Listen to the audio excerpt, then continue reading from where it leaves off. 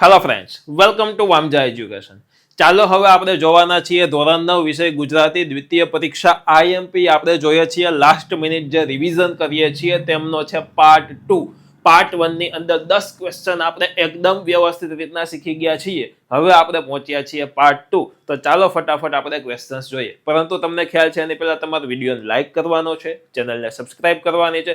તમે વિડીયોને લાઈક કરશો તો મને મોટિવેશન વધારે મળે છે. તો ચોક્કસથી તમે વિડીયોને લાઈક કરો. આ પાર્ટ 2 છે, એવી રીતના આપણે કુલ 5 પાર્ટ બનાવવાના થાય છે. તો ચાલો ફટાફટ ચાલુ કરીએ પાર્ટ 2. આની અંદર આપણે 5 પ્રશ્નો શીખીશું અને બધા જ પ્રશ્નો મોટા હશે, કારણ કે મોટા ક્વેશ્ચનના આન્સર યાદ રાખવામાં થોડીક તકલીફ પડે. જો વ્યવસ્થિત રીતના સમજી લ્યો તો ફટાફટ યાદ રહી જાય. તો ચાલો, એમના પછીનો છઠ્ઠા એકમનો ક્વેશ્ચન છે આ કે દવાખાનું વર્ણન લોહીની સગાઈ પાઠના આધારે કરો.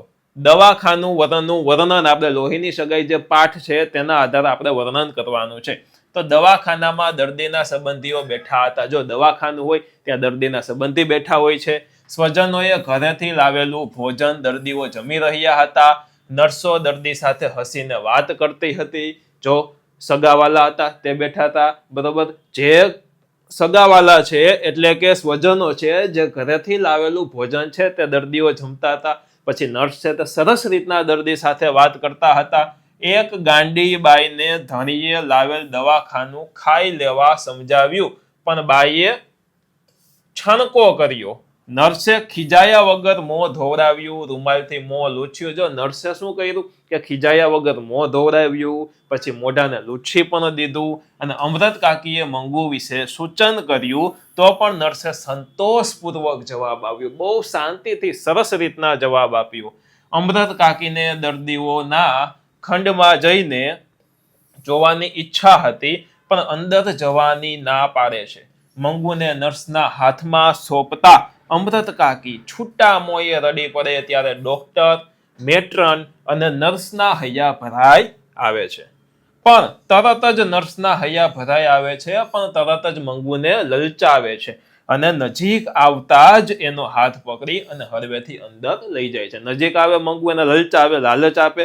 મંગુ નજીક આવે એટલે એનો સરસ રીતના હાથ પકડી અને અંદર દવાખાનામાં લઈ જાય છે.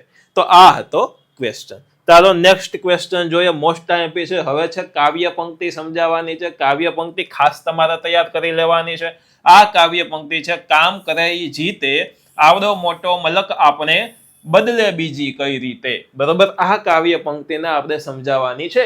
તો ચાલો આપણે સમજાવીએ કે જેને સ્વાવલંબી બનવું છે અને સ્વમાનથી જીવવું છે. સ્વાવલંબી એટલે પોતાની જાતે પોતાએ કમાવવું છે, બરોબર. સ્વમાનથી વ્યવસ્થિત રીતના જીવવું છે. તેને સખત મહેનત કરવી જોઈએ, એકદમ પ્રોપર સખત મહેનત કરવી જોઈએ.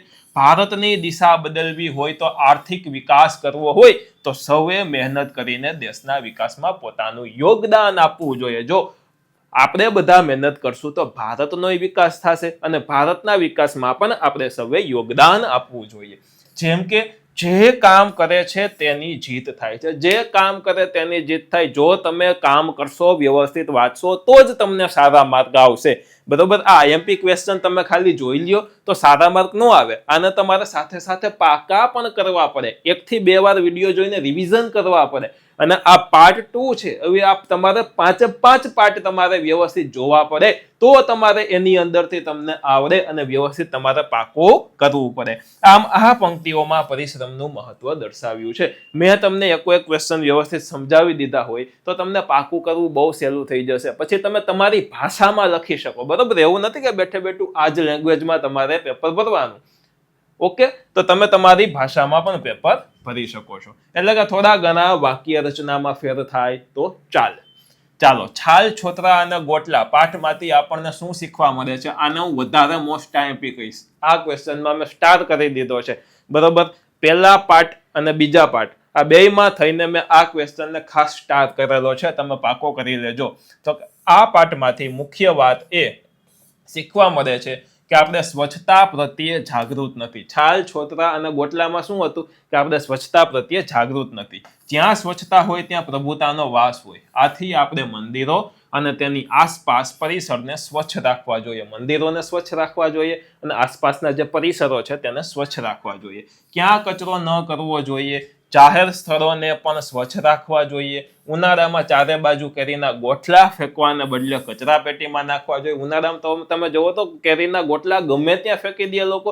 તેવું નહીં કરવાનું. આપણે કચરા પેટીની અંદર કેરીના ગોટલા નાખવાના અને તેનાથી મધમાખીનો ઉપદ્રવ નહીં થાય. અને આપણે કેળાની છાલ રસ્તા પર ન ફેંકવી. કેળાની છાલ છે તેને રસ્તા ઉપર ફેંકવાની નથી.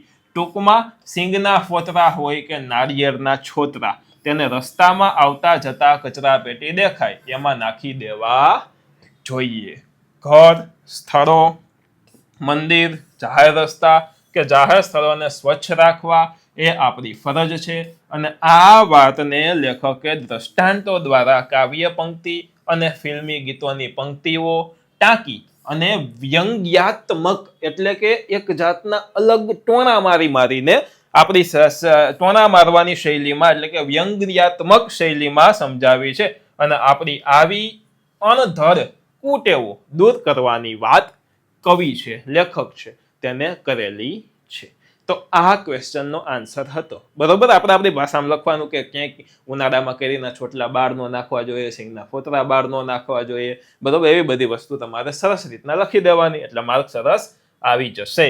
ચાલો, એમના પછી પુત્ર વધુના આગમનથી ઘરમાં આવેલા પરિવર્તનની નોંધ તમારા શબ્દોમાં લખો. બરોબર, તો આપણે આપણા શબ્દોમાં લખીએ. જો પુત્ર વધુના આગમનથી ઘરમાં આનંદ છવાઈ ગયો, આનંદ ઉલ્લાસ છવાઈ ગયો છે. પુત્ર વધુ તો ઘરની લક્ષ્મી છે અને તેના આવવાથી 100 કમળનો સુગંધ ફેલાઈ ગઈ. 100 કમળ હોય અને કેટલી સુગંધ આવે એટલી સુગંધ ફેલાઈ ગઈ છે. આંગણે ઉત્સવનું વાતાવરણ સર્જાયું છે. જે આજ સુધી ઘરની ભીતો સૂની હતી, પરંતુ પુત્ર વધુની આંગળીઓનો સ્પર્શ થતા જ ભીતોએ શણગાર સર્જ્યો છે. ભીતો છે તેને શણગાર સર્જી લીધો છે. એને સૌના દિલ જીતી લીધા છે. પુત્ર વધુ તો ઘરનું છત્ર, છાંયડી અને અગાસીનું ખુલ્લું આકાશ છે. એટલે કે સાસરીના આબરૂનું ઢાંકણ છે. સાસરીનું આબરૂ હોય એનું એક જાતનું ઢાંકણ પુત્ર વધુ છે અને એની શીતળ છાયામાં સૌ નિશ્ચિત છે અને ખુલ્લા આકાશની જેમ એ ખુલ્લા દિલની છે. બરોબર, તો આ હતું પુત્ર વધુનું બરોબર વિગત. બરોબર, કે ઘરમાં આવેલા પરિવર્તન, પુત્ર વધુ ઘરમાં આવે તો કેવું પરિવર્તન થાય તેના માટેની વિગત. આગળ જોઈએ આપણે નેક્સ્ટ ક્વેશ્ચન. નીચેની કાવ્ય પંક્તિ સમજાવો. કઈ કાવ્ય પંક્તિ છે? આની અંદર આખી કાવ્ય પંક્તિ નથી આપી, પરંતુ આપણને કરી આપી છે અને આપણને એની અર્થ ખબર હોવો જોઈએ કે એને બબ્બે તે કુળને ઉજાડ્યા. બરોબર, પુત્ર વધુ વાળા જ કાવ્યનું આ છે કે એને બે કુળને ઉજાડ્યા. આ કાવ્ય પંક્તિની વિગત આપણે લખવાની છે કે કવિ પુત્ર વધુને 2 કુળને ઉજાડનારી કહે છે. 2 કુળ એટલે એક તો પુત્ર વધુ હોય એટલે કોઈ કન્યા હોય, તેમના માતા પિતાનું જે કુળ છે, પરિવાર છે તે, અને બીજું તે જ્યાં મેરેજ કરે, જ્યાં સાસરે જાય અને તે પોતાનું જે નવું પરિવાર થાય તે, આ બંને કુળને ઉજાગર કરે છે. કારણ કે પુત્ર વધુ છે સાસરીને પોતાનું જ કુટુંબ સમજી અને તેની આબરૂ ટાંકણ બનીને રહે છે અને એ બધા માટે શીતળ છાંયડી જેવી હોય છે. પુત્ર વધુ પોતાના વાણી વર્તન દ્વારા કુટુંબમાં સૌના દિલ જીતી લે છે અને એ સૌને હૂંફ આપે છે અને જીવતરના નિરાંતનો અનુભવ કરાવે છે. અને આથી કવિએ પુત્ર વધુને પિયર અને સાસરી એમ 2 કુળને ઉજાડનારી કહી છે. બરોબર, એટલે ઉજાગર કરે છે. 2 કુળ છે તેમને ઉજાગર કરે છે તેવું કવિએ કહ્યું છે. તો આની સાથે સાથે આપણો સરસ મજાનો આ સેકન્ડ પાર્ટ છે તે પૂરો થાય છે. 5 ક્વેશ્ચનના આન્સર આપણે આ 9-10 મિનિટ જેવો વિડીયો થયો છે તેમાં આપણે શીખી લીધા છે. તો તમને ખ્યાલ આવી ગયો હશે કે આપણા વિડીયોઝની તાકાત કેવી છે કે ફટોફટ આપણને 10 મિનિટમાં તો 5 ક્વેશ્ચન યાદ રહી જાય છે, રિવિઝન થઈ જાય છે. તો ચોક્કસથી તમે વિડીયોને લાઇક કરો અને પેપર ભરીને આવો પછી ચોક્કસથી વિડીયોમાં આવીને કોમેન્ટ કરજો કે આમાંથી ક્વેશ્ચન્સ હતા. ઓકે, તો આશા રાખું છું કે તમને આ વિડીયો ગમ્યો છે. સરસ રીતના કોમેન્ટ કરીને જણાવો કે બીજા કેનું રિવિઝન તમારે જોતું છે. ધન્યવાદ.